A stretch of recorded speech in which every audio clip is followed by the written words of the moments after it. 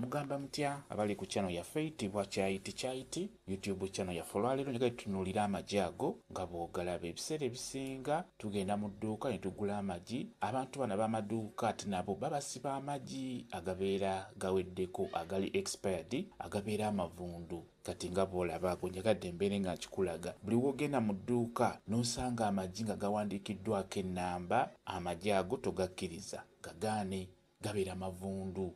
Gye bagajja gye bagasuubula babeera n'enkoko ezo ezalula amagi oba ebyuma. Mubaamu amagi agagaana okwalulwa. Kati amagi ago bagakwata ne bagenda nga bagagatta mu gano ge batunda. Kati nga bw'olaba ago, oba n'osanga ng'ow'edduuka yennyini yagakwata n'agasiba bakasitoma bagenda okugaguza. Naddala ng'obadde muyise kiba kikulu nnyo obeere nga weetegereza. Bw'ogenda ku dduuka nga totera digulako oba nga toli wa mu kitundu ekyo, bagenda kusiba amagi agavunda. Baddira amalamu, tugeze bw'ogulanga ttula ennamba bajja kuteramu amagi nga 6 oba 4. Kati nga bw'olaba awo twaguze ttule naye batutereddemu amagi 4 nga gonna mavundu.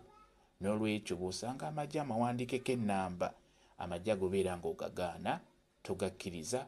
Kati ngenda ddikuba wansi ndyasi lino lyennyini ly'olaba, ogenda kulaba nga ffu. Kandikube wansi ndowooza olirabye.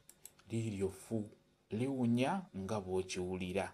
Amagi ago gabaako ennyukuta tegaba malungi, gaba mafu, gaba expired oba gaba ganaatera okufa. Eno gy'ogasuubula osobola okugasuubulayo nga malamu naye ne gabeera mu dduuka lyo okumalamu nga wiiki ne gafa. Ekikulu kya byonna beera mwegendereza. Bw'olaba amagi nga galambiddwa galiko ennyukuta 1 2 5 togagula, beera ng'ogeesonyiwa, kikuyambeko okufuna amagi amalamu.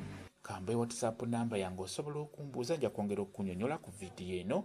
WhatsApp namba yange eri 077873840 yeyo WhatsApp namba yange.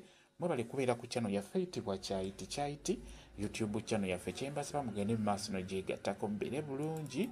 Mweraba.